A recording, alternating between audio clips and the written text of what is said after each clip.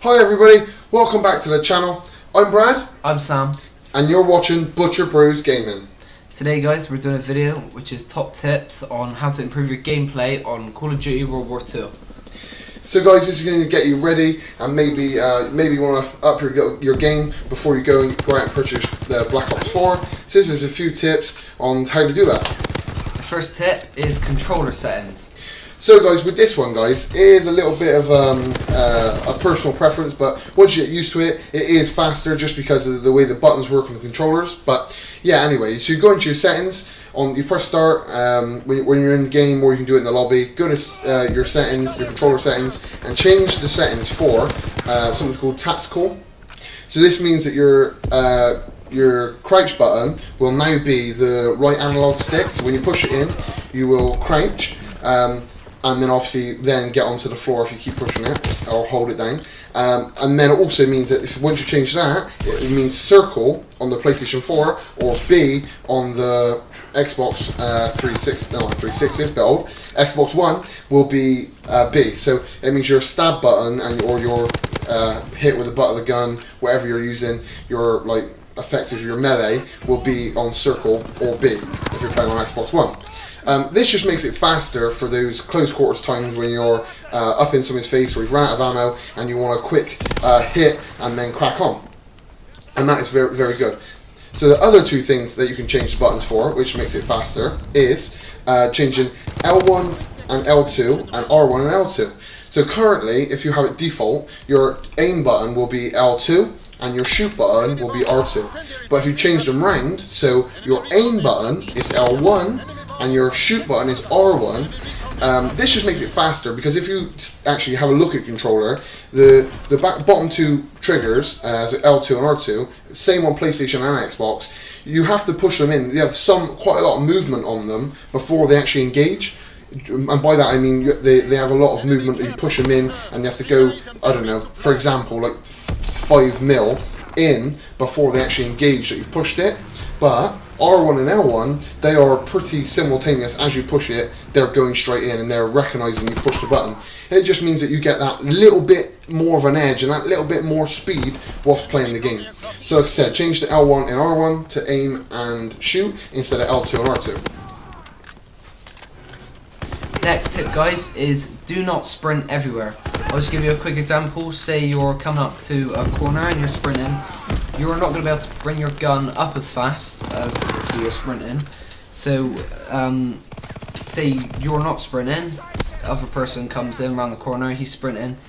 You're pulling your gun up a lot faster because your gun's a bit slower. So then you're going to get the kill, and obviously better for you.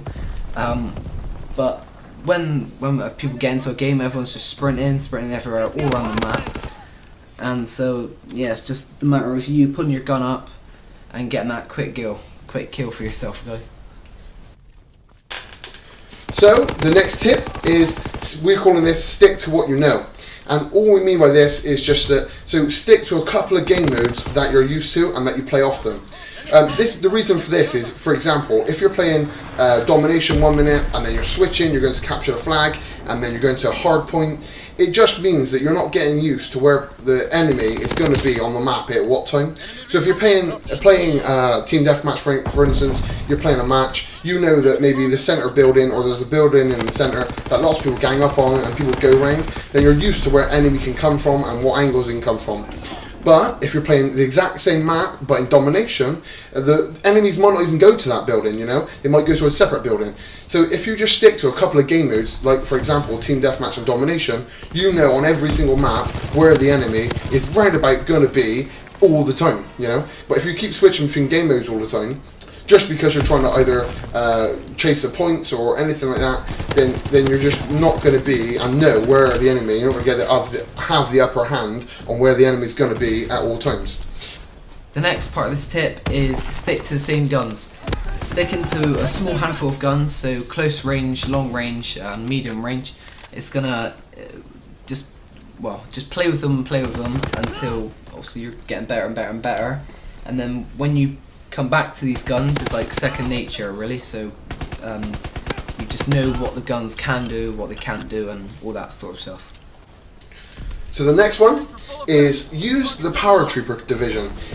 This is a new one to COD, well, new-ish anyway. It didn't start off on Call of Duty, but this one's really, really good, guys, because of the instead of having I could be wrong, I think it's the lethal grenade. Instead of having that, you have like a little signal flare that you lay on the ground, and then next time when you die, this is where you'll parachute into, and you'll literally parachute, and as you're parachuting down, you can shoot on the enemy as you're coming down. Well, this is a massive benefit, because obviously if you're in a hot area, like you're on, for example, Gibraltar, and you're in the top spot where the LMG is or something like that, you're in a nice little spot where there's a lot of action, it means when you lay down your signal flare and then you parachute down again, the person who killed you is pretty much going to be beneath you, so you just got to shoot him and that's it, game over. And it's also really good because you can launch grenades from the air and all that sort of stuff, so you can guarantee you're going to get a kill whilst you're in the air as you're parachuting down.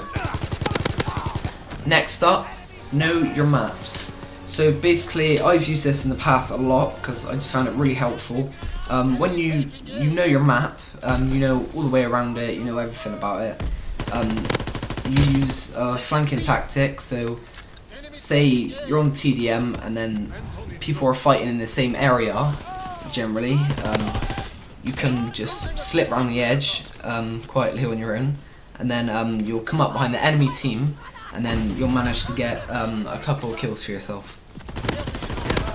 Next up, we have shoot and move, guys. This seems pretty basic, but people get really hung up on in one position. So if they're in one position, say with an LMG, or you've got a nice little assault rifle spot, and you're sat there and people keep coming up on you and you keep shooting them, maybe you've got a couple of kills for yourself, move out of this position, because people are going to die and then nowhere's come back for you at. So don't get greedy, guys. Don't sit there and think, oh yeah, I'm just going to sit there and soak up all the kills like some sort of kill sponge. Do you know what I mean? So shoot them, grab a couple of kills, and then move. This also applies to sniping, guys. So when you're sniping at the back of the map, you're camping a bit, led down. Get a couple of kills or so, and then just move instantly, because people are obviously going to find out that you're just camping, really, so they're going to come get you and know where you are. Even if, guys, you're moving only a little bit, just move, like, I don't know, a few spaces or so, or maybe to the next window along. Just move out of the position where you're last known at, because then, like I said, it gives you a little bit of head start on somebody if they do come back for you. Next is using your heights to your advantage. So basically what this means is use different, you can use buildings or just lie down ever so often to get different heights to then give yourself an advantage to killing the enemy team, or maybe getting grenade throws, getting a higher advantage can give you a longer distance to throw your tacticals and lethals. So guys, this just gives you a little bit of a foot up, so people don't expect you. So if somebody's coming around and running around the corner with the aim in their position that they always have it in, then if you're not at that height where the aim is meant to be, then you've just got a little bit of a foot up, and maybe that extra half second or so for you to give the first shot on them before they can shoot you. So the last tip on our list, guys, is a really obvious one. Well, it seems obvious if I'm going to say it, but people don't use it, which is the minimap, guys. It is there for you to use, and it is there, unless you're playing obviously hardcore, the minimap is there for you to use. But lots and lots of players don't use it, guys. People, when enemies shoot, when the enemy releases bullets, like shoots on the map, they will come up on the map, and come up as a red dot or a red little line if they're farther away. And this is super helpful, super helpful. You can also get divisions to help it, and also the what they call the not classes now, what they called the perks. I can't remember what they're called now. The perks, not called perks, but stuff like that to help you and to boost you in your map and help you find the enemy easier on the map. But people don't use it, so use that, guys.